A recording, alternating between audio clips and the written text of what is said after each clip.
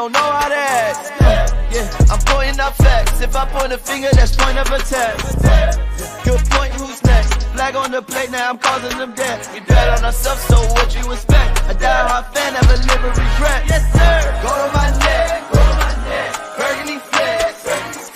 Who wants the smoke? We bringing it home. Be my guest. Look how we step. Who we got next? Step on the right, step on the left. Who do we rep? Commanders. Where's my soldiers? Right side. Commanders. Where's my soldiers? Left side. Commanders. Where's my soldiers? Watch the middle. Commanders. Where's my soldiers? High off the way they just sound. They turn up as soon as they feed the ground. I am not playing around. I hit them, I bet that they feeling me now. Welcome, one and all across the nation and around the world. I welcome you all to episode 17 of the Commanders Gridiron Report. I am your host, Drew Willingham, and we are back for this special holiday special, as this past Monday was Christmas, so wasn't going to have a show on Christmas Day where I didn't think any of you would be showing up. Neither would I, as it was holiday time with the family. I also had to work my full-time job on that evening, so after having 10 days off, my PTO is over. I had to go back to work and actually have to go to work after this show, but I wanted to find time to get this show in before the end of the week to make up for not having it on Monday for Christmas, but to also, in the middle of my work week, give me a little bit of fun while I'm out here grinding in these streets. So let's see what we got for the comments to start the show off. Looks like Ike is in the house and says, yo, followed by let's fucking go. And my Giants are still better than your commies, Drew. Hell to the no, to the no, no, no, no. Hell no, no, to the no, no. All right, Ike. Let me talk to you.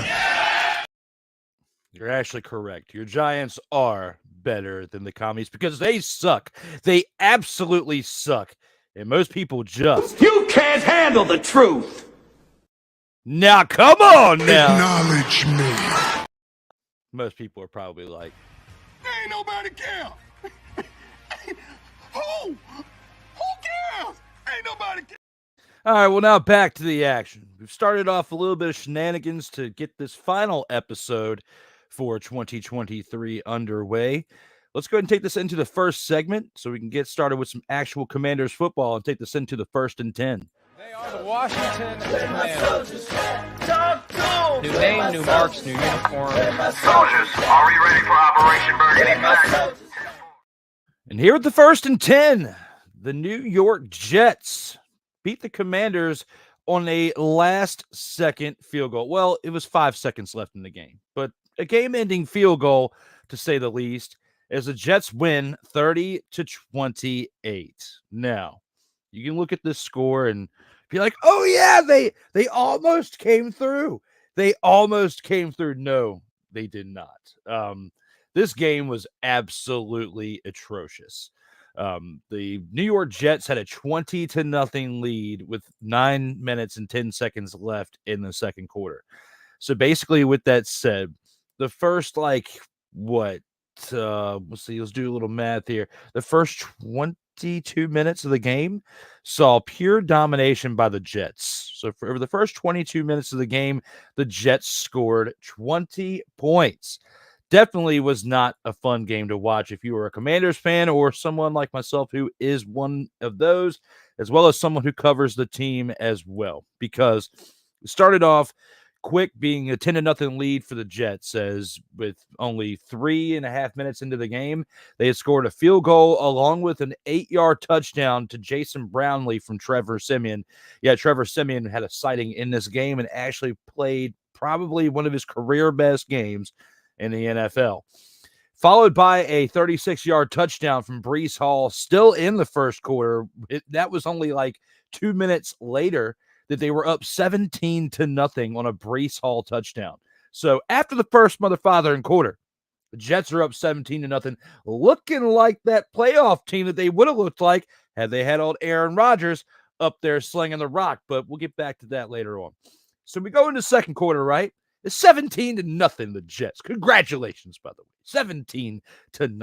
Then Greg Zuerlein gets another field goal to make it 20-0 for the largest mother-father-in lead of that game. Yes, 20-0, the Jets are up on the Commanders, but the Commanders suck, so what do you expect anyway? So they're up 20-0. Chris Rodriguez Jr. then gets a 12-yard rushing touchdown to give the Commanders 7 points. Congratulations. You did your job. 20-7. The Commanders are still losing by. Followed up in the same second quarter when you're losing 20-7. Then Breece Hall, the legend of the game, goes and scores another rushing touchdown, a 2-yard rushing touchdown, to make it a 27-7 game. That's what we have as a score going into halftime. Coming out of halftime, the Commanders having a halftime speech, getting amped up, ready to come out there and make some noise. And oh, yes, they did that, because they come out there and Logan Thomas receives a 15-yard touchdown pass from Jacoby Brissett. This is after Sam Howell tried to come back out there after halftime on one more drive and definitely stunk it up again, which we'll talk more about that in the next segment. But right here, when it comes to this, he was 6-22 for 56 yards and 2 interceptions. No wonder why he was benched, okay? So he was benched. In comes Jacoby. You're down 27-7 at this point in the game, okay?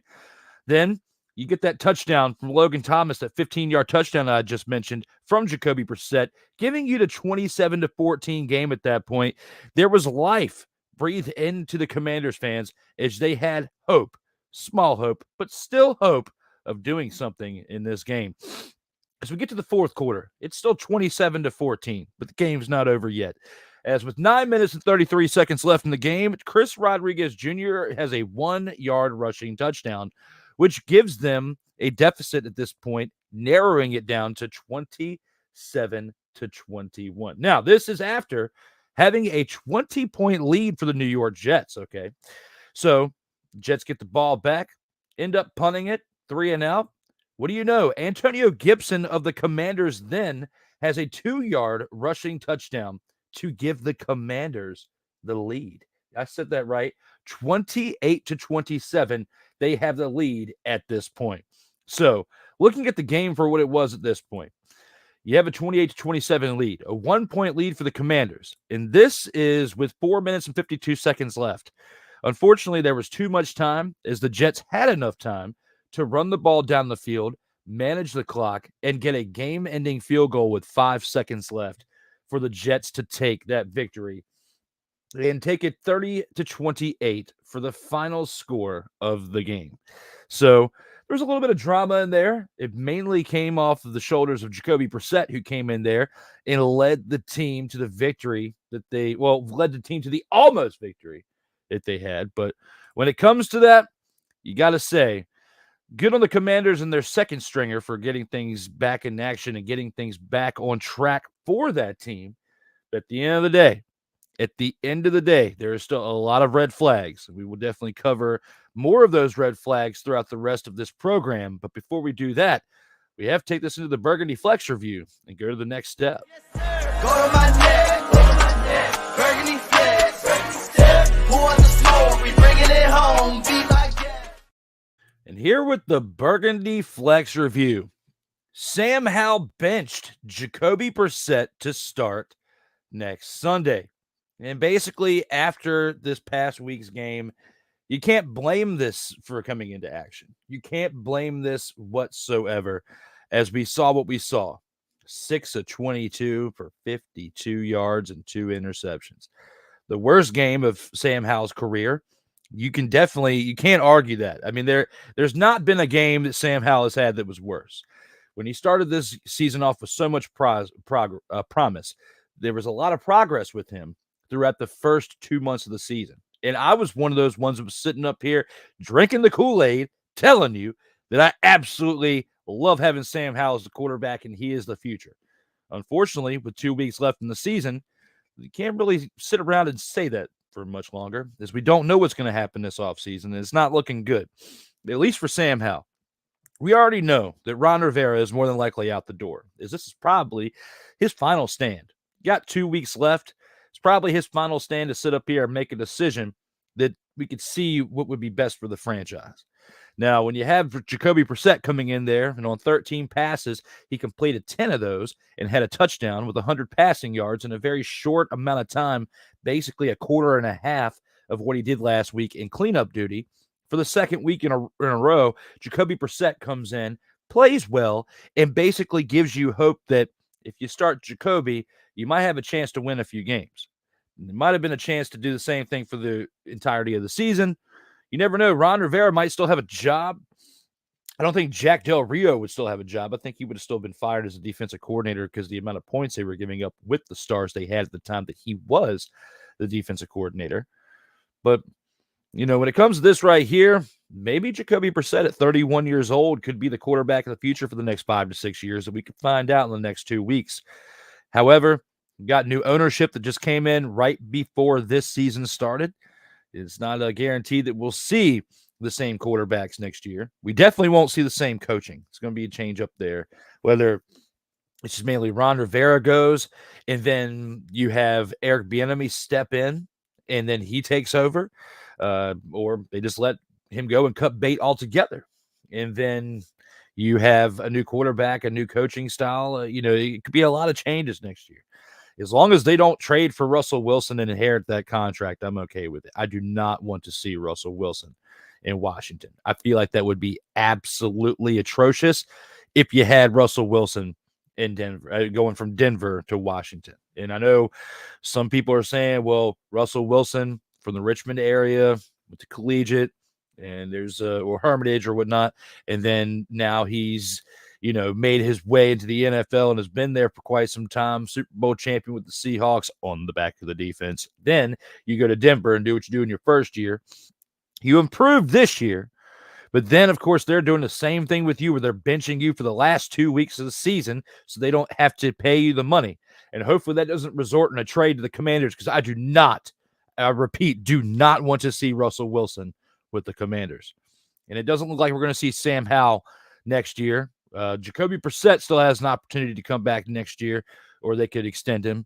But I think the experiment with Sam Howell is over, and it's unfortunate because with the way this season started, there was so much promise. And again, I was drinking that mother father and Kool-Aid. I was sitting up here on my show right here telling you that I believed in Sam Howell, that I thought he was the future, especially this first 2 months of the season. Kid was killing it, throwing, slinging the rock. Eric Bieniemy did help him out tremendously. But my colleagues out there like Kyle Nash, who kept telling me what he thought about Sam Howell, he was probably right. I will have to take my hat off to Kyle Nash on that one and say that he was absolutely right. And look, he's actually watching right now. So that's awesome. So Kyle Nash, you were right. And he says the Russell Carrington Wilson equals upgrade. Yeah, probably from the current situation. But you still have to have an offensive line to block around him. Now, I know what Travis tried to tell me about the whole, well, Sam Howell is 19th on the list for the amount of time to stand in the pocket to sling the rock. Well, yeah, and Jacoby Brissett probably takes a little bit less time, and we definitely see it when he's getting in the game because the tempo's faster. He's getting the ball out of his hands a little bit quicker, and he's a little bit more mobile. Thinks on his feet a little bit faster, too. That all comes from being in the league for nearly a decade. He is 31 years old. Sam Howell is only in his second year, and I still basically clarify this year as his rookie year because he only played one game last year. We have argued this up and down the East Coast there, Kyle Nash. We definitely have. And he says the top seed is coming, #Niners. Yes, we will see how that game plays out this weekend. Definitely looking forward to seeing how that plays out this weekend. And Travis props too. Nice. Yes, I had to give Travis his props too. Even when those of you throw shade on this Commanders team, I still register it up here because if it comes into fruition, I give you your flowers. Okay. I'm not going to sit up here and take credit away from anybody else. I will give you your flowers when they're generated, but I will not go down without a fight. Sometimes I'm right. Sometimes I am wrong. When it comes to this situation, I have to do this for Kyle Nash. Acknowledge me. That's what I have to do. Is Kyle Nash gives me the laughing emojis. 2. And we also have a Mickey Delaney sighting. Mickey is in the house saying, "Morning, Drew. Ike, stay in your lane." And the Giants still suck. Yeah. Yeah. Because it's the holidays, Mick. Because it's the holidays. I'm going to give you this, too. Yippee-ki-yay, motherfucker. Absolutely. Because, Mick, you need to also tell Ike that he needs this. Stop it. Get some help. Absolutely. My man Wizel Hefe is in the house saying, "My man D. Willie." Well, my man Wizel Hefe, we had one great episode last week on D. Willie in the evening, which is normally on Thursdays.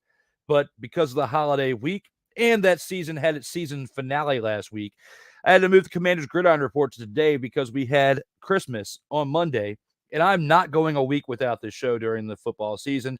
To stay true to my word, even though this team absolutely sucks, I am not going to cower away. Going to keep this show going as we are in episode 17, covering the preview for the 17th game this upcoming week, as well as a recap of the mother-fathering 16 game this past week.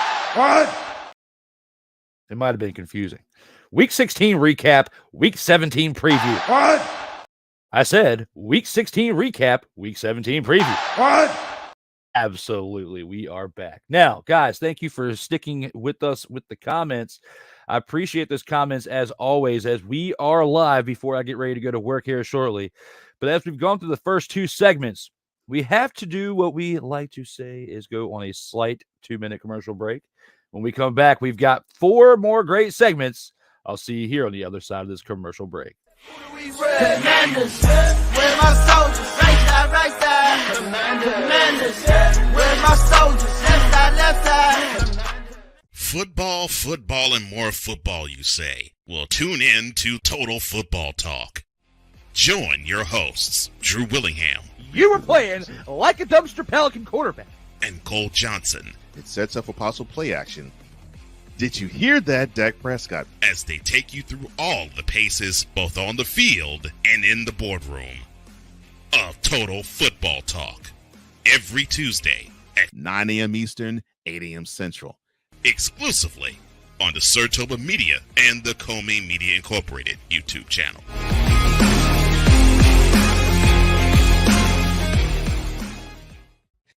Hey, ladies and gentlemen. Hey, look. Hey, stop playing games. Y'all already know. Go ahead and toss him some Willie Bucks. Ain't nobody playing around.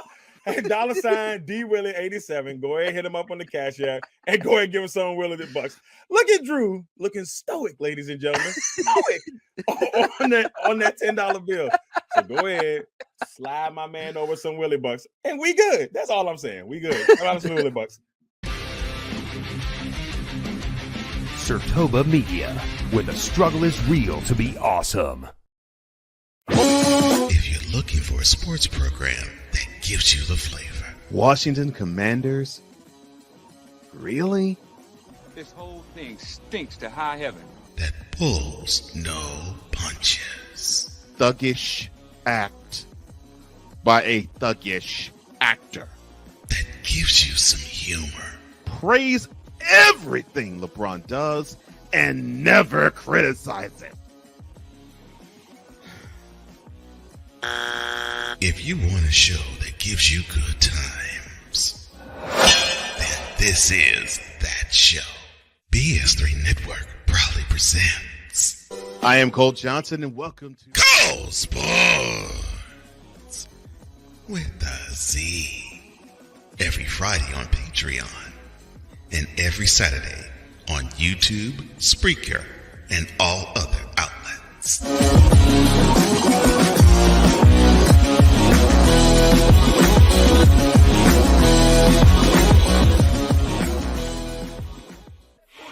Commanders, where my soldiers, right side. Commanders, where my soldiers, left side. Welcome back to episode 17 of the Commanders Gridiron Report. I am your host, Drew Willingham. We are back from that first commercial break. Let's go ahead and take this into our next segment, that being the Soldiers of the Week. Where my soldiers, right side. Commanders, where my soldiers, left side. And here for my soldiers of the week.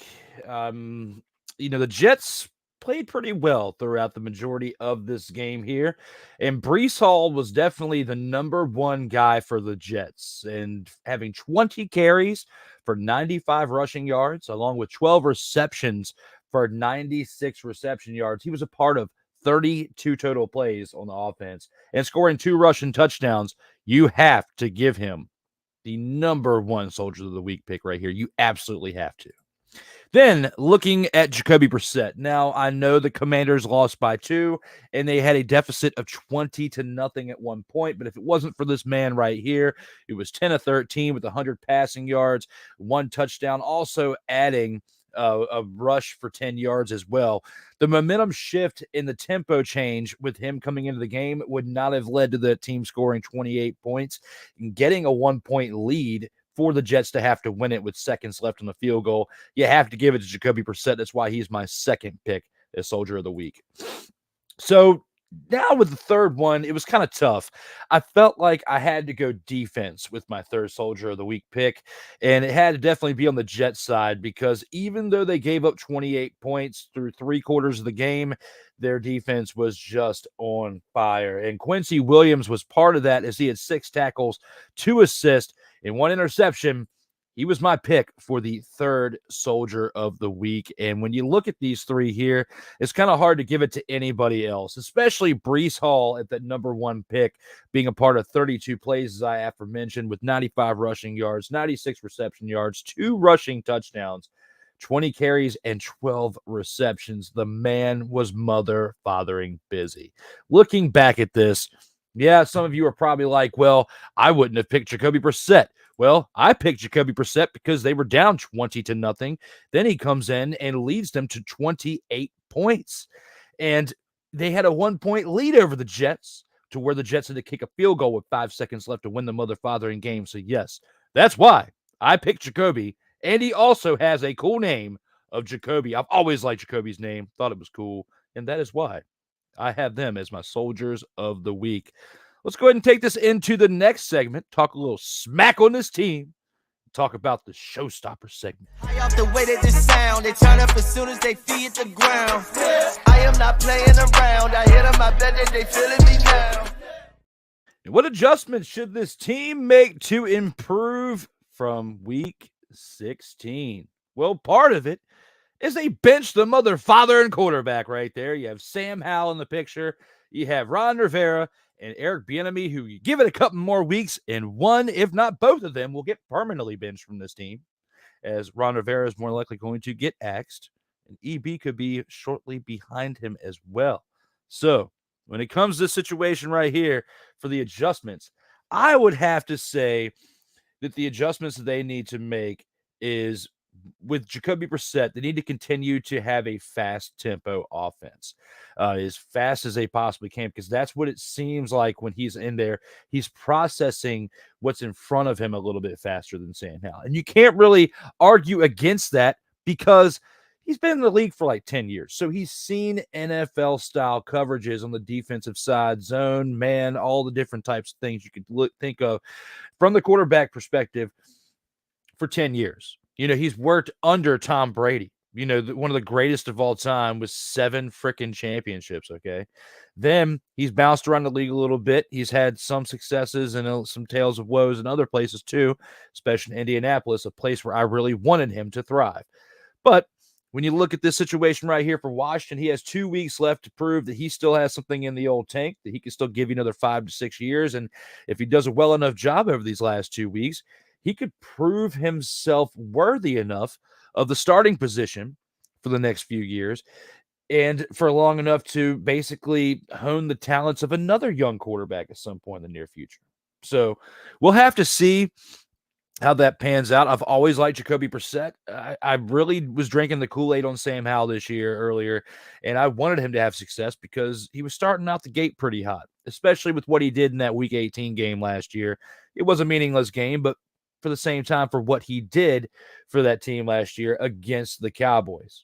So looking at it now, looking at the whole situation and putting it in perspective, I would have to say that I drank a little bit too much of the Kool-Aid, but I don't think that the whole league should give up on Sam Howell yet. I don't even necessarily think that the team should give up on Sam Howell yet, because he still could do some special things in the right situation. There's still quite a bit of turmoil surrounding this team.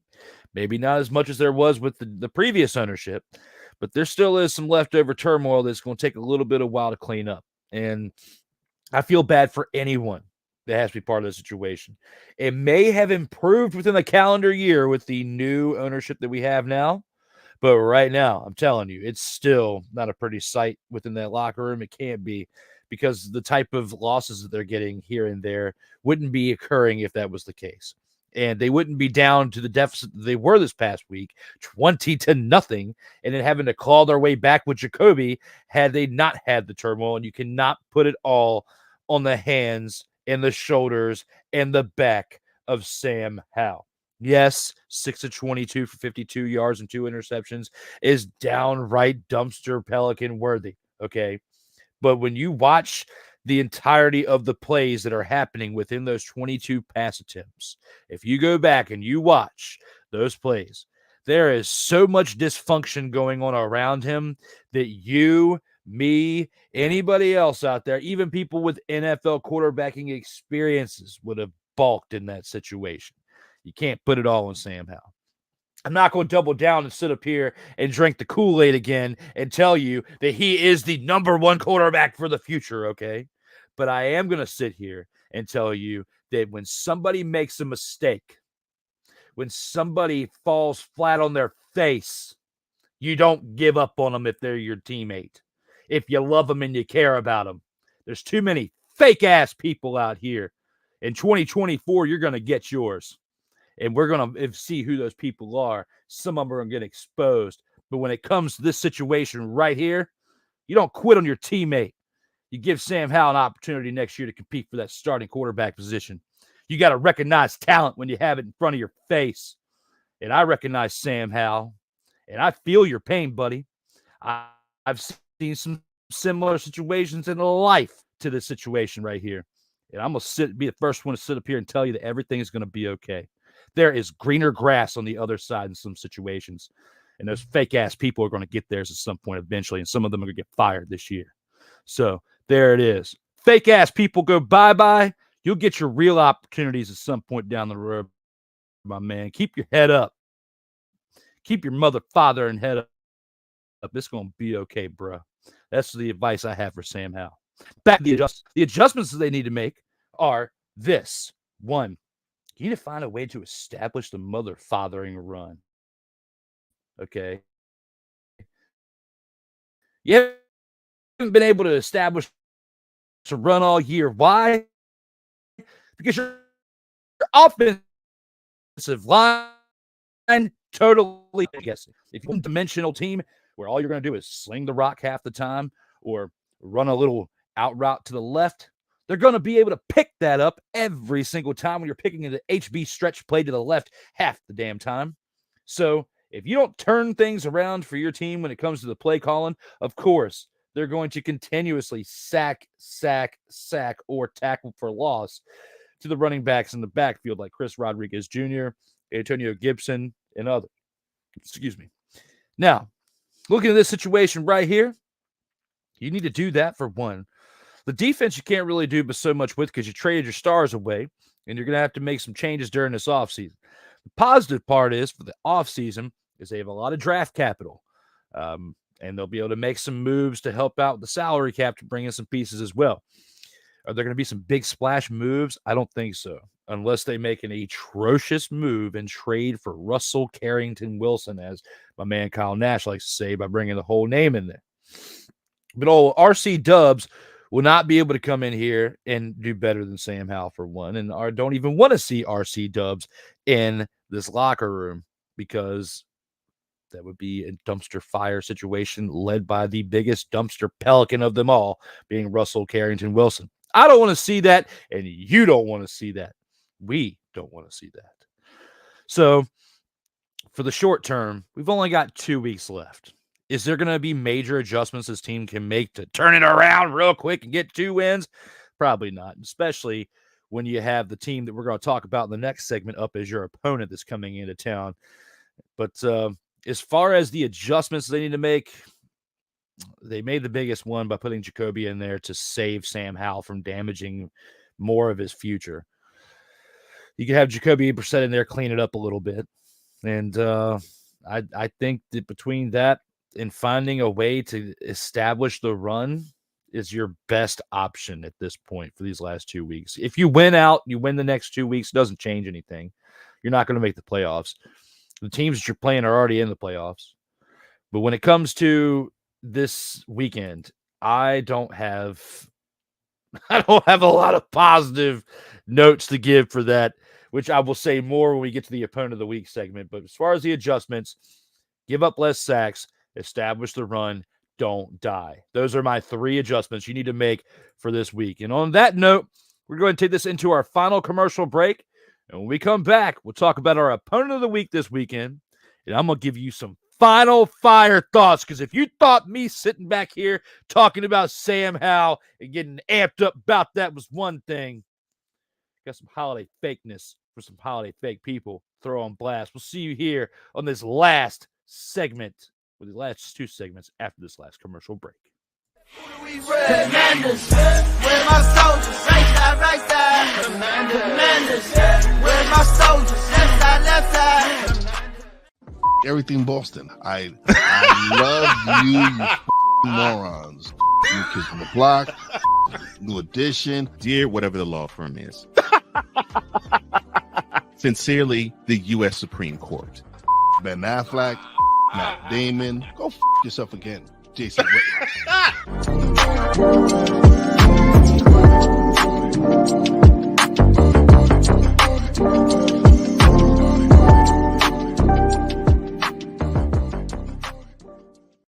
Hey, ladies and gentlemen. Hey, look. Hey, stop playing games. Y'all already know.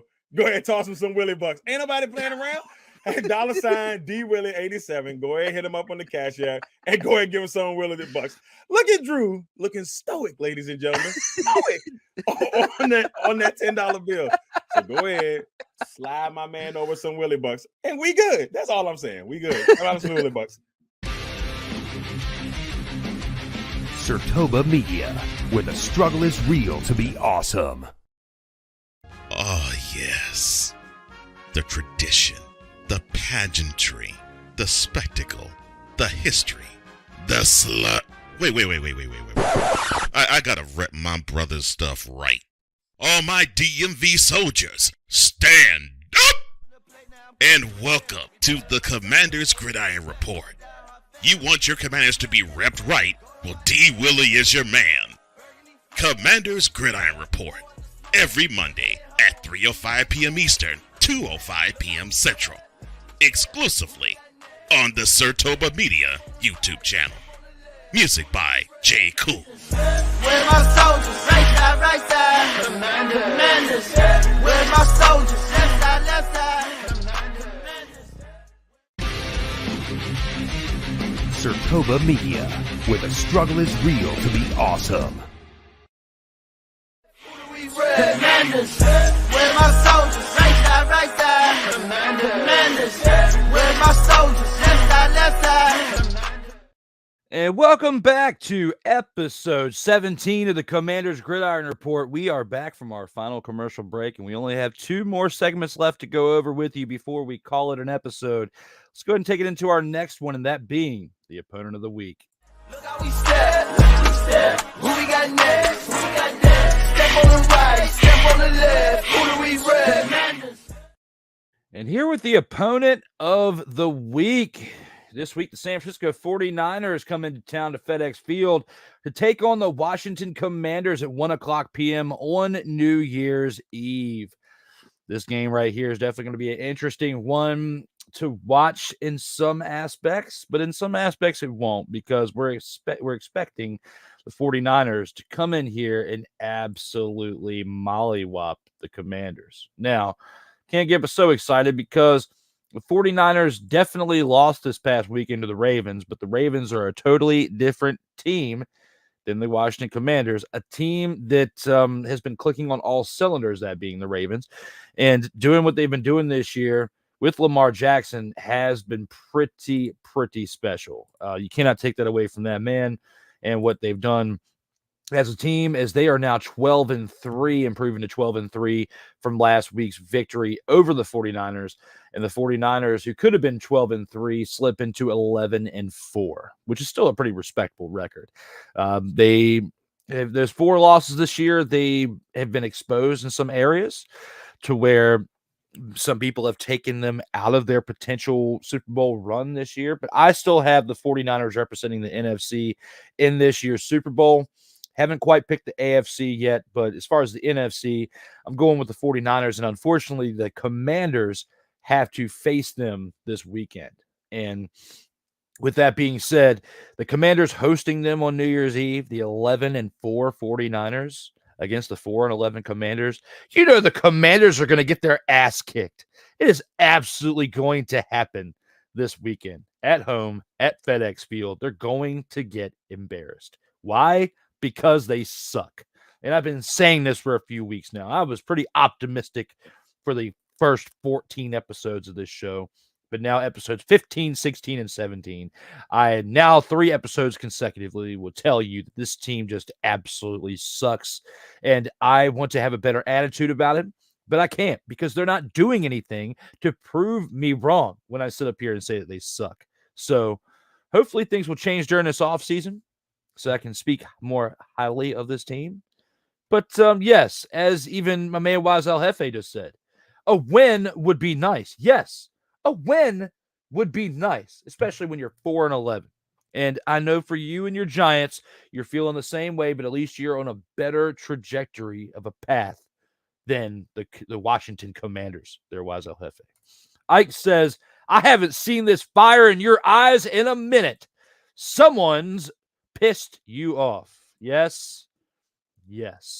But we will talk about that at another point in time and not on this platform. But yes, that's why there's a twinkle in my eye, not a tear in my eye, but a twinkle. Yes. Happy holidays. Now back to the 49ers at the Commanders.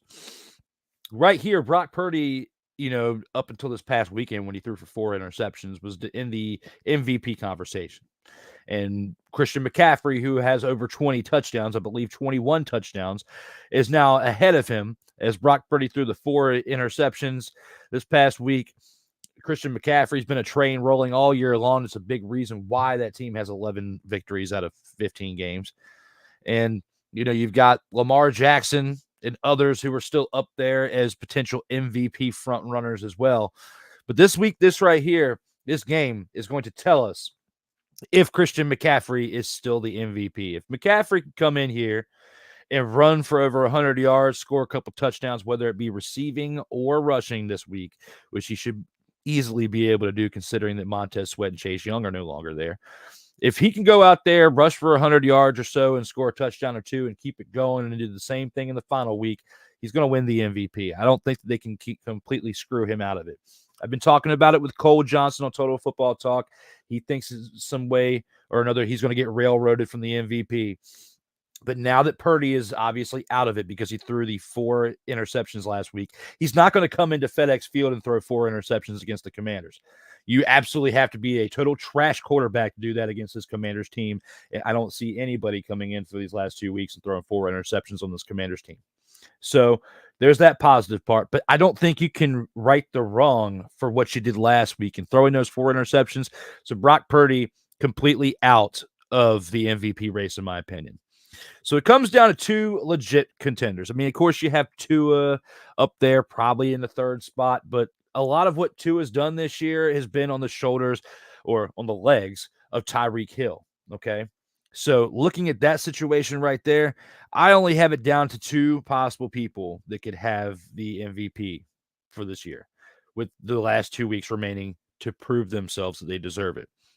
That being Lamar Jackson, because the Ravens are 12-3, and for what they've done this year and the noise after everything that went on this past offseason surrounding the drama and the hype around his contract, he's proving that he deserved it, and he's proven that he did the right thing, for 1. But 2, Christian McCaffrey, the biggest resurgence of a running back's career. When he left Carolina, a lot of people were saying he was washed. He was done. That San Francisco made a horrible trade for him. There were some people out there that said it. The noise has been kind of quieted down ever since he's come in there, been the positive spark. But there were people out there that were saying it. Okay. Now you look at a year, a year and a half later, a season and a half later, we'll say, and he is on the top of the MVP race, or at least first and second. It's Lamar and Jackson and Christian McCaffrey. And you have to look at this situation and say, well, there are a lot of people that were wrong, but this kid has still got a lot of special sauce left in the tank. And I think that if he comes out here this week against the Commanders and has one solid game, over 100 yards, can't be less than 100 yards, got about have 100 to 125 yards. This could be total yards between rushing and receiving as well, because he does receive a lot of catches and get a lot of receiving yards in games too consistently. I would say does that along with 2 touchdowns, he's still got to be up there as the favorite for MVP, and I don't want to take it away from him. When it comes to this game right here, if the Jets get a 20-0 lead over if the 49ers get a 20-0 lead over the Commanders will not be able to come back like they did against the Jets, is basically where I was going with that. There's no way they're going to be able to come back from a 20-0 deficit to even get that 1-point lead with a little less than 5 minutes left like they did in this past game. I think that the only way the Commanders have a shot is if they come out the gate early, they receive the ball in the first half, and they score. And they go back and forth, back and forth, back and forth the entirety of the game. But the offense isn't strong enough to go against the 49ers defense in that fashion. And neither is their defense to withstand the 49ers offense. So they're not going to be able to stop them from scoring. But at the same time, I don't think that the Commanders would be able to go possession for possession with them and score, back to back like they have done against other teams and like how 49ers have done with other teams. We're going to have to see how things pan out. But I'm not that excited about it for the Commanders this week against the 49ers, or in their last game the week after that against the Cowboys. We'll see how that goes.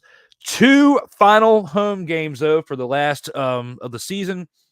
For those of you fans who want to get some good action view or good view of the action of them getting their asses kicked, you can go out there and watch these last 2 weeks on New Year's Eve and on my birthday on January 7th. So with that being said, we also got another comment. Looks like Mick is still here saying, Drew, stay in your lane. Remember who the Commanders are playing. Yes, I just went through all of that, Mick. I just went through all of that.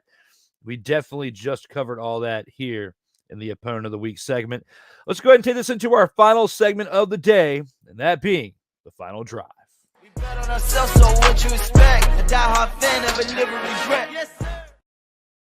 And here with the final drive.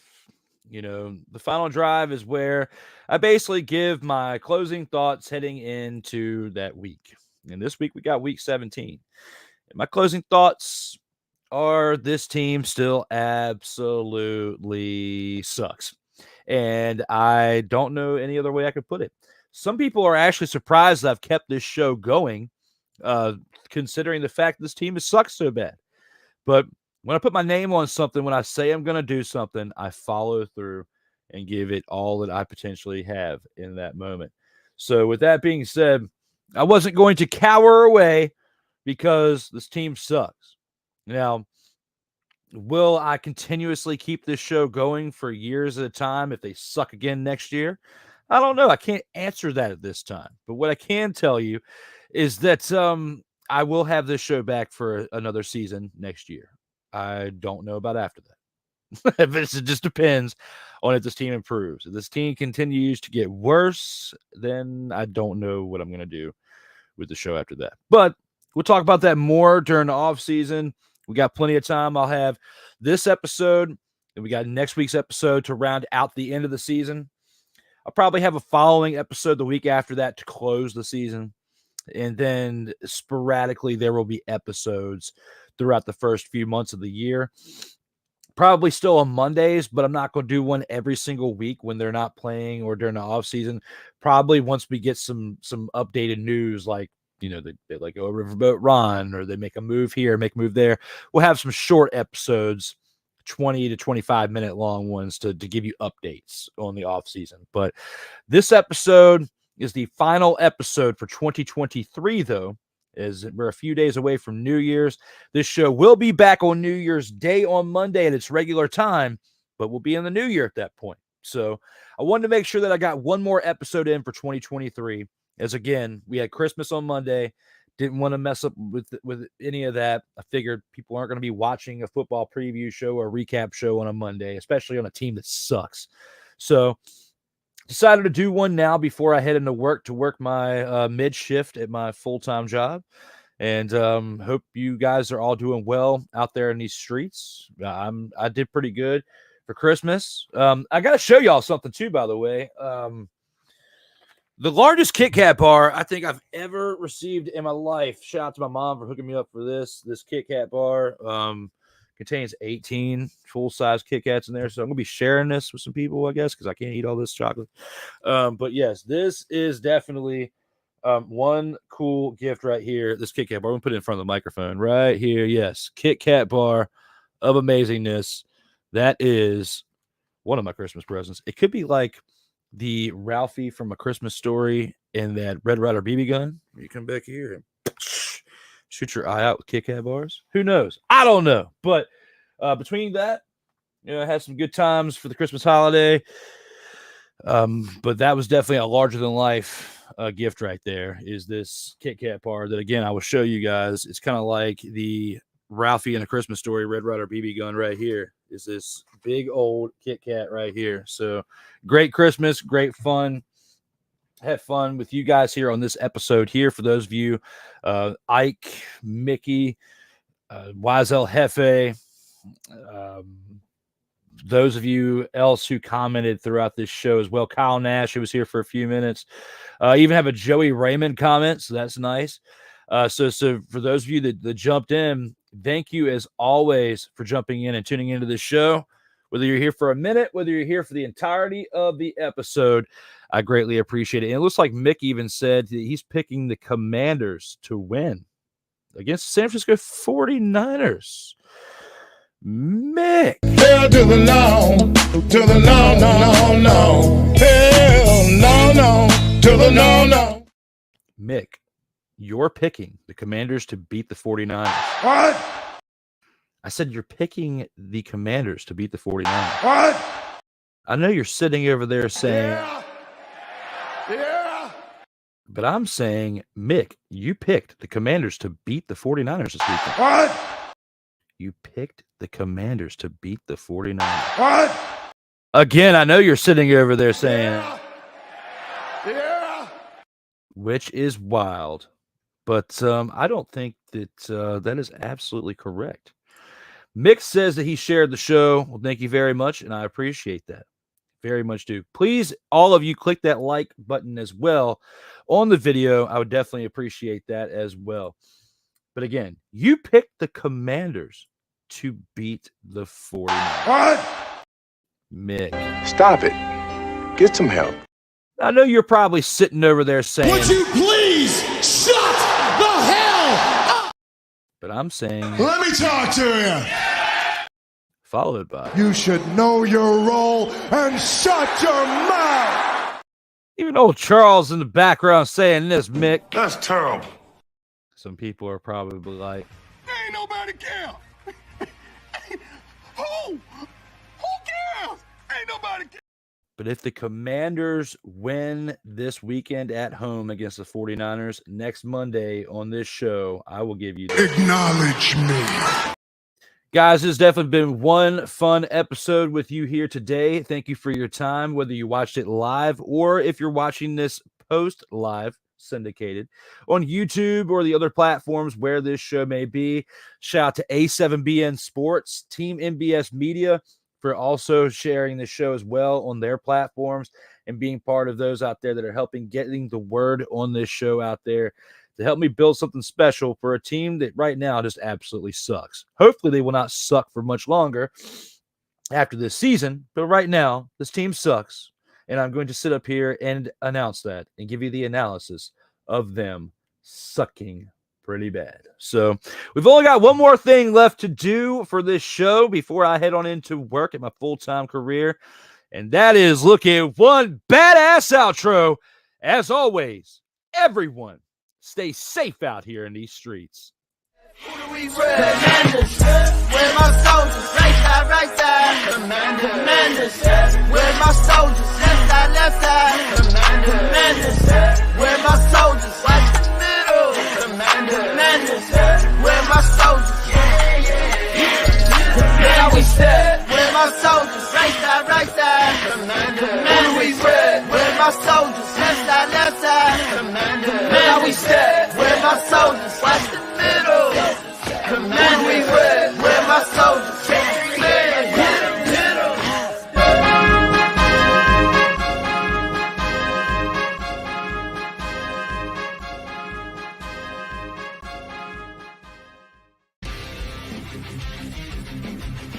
Sertoba Media, where the struggle is real to be awesome.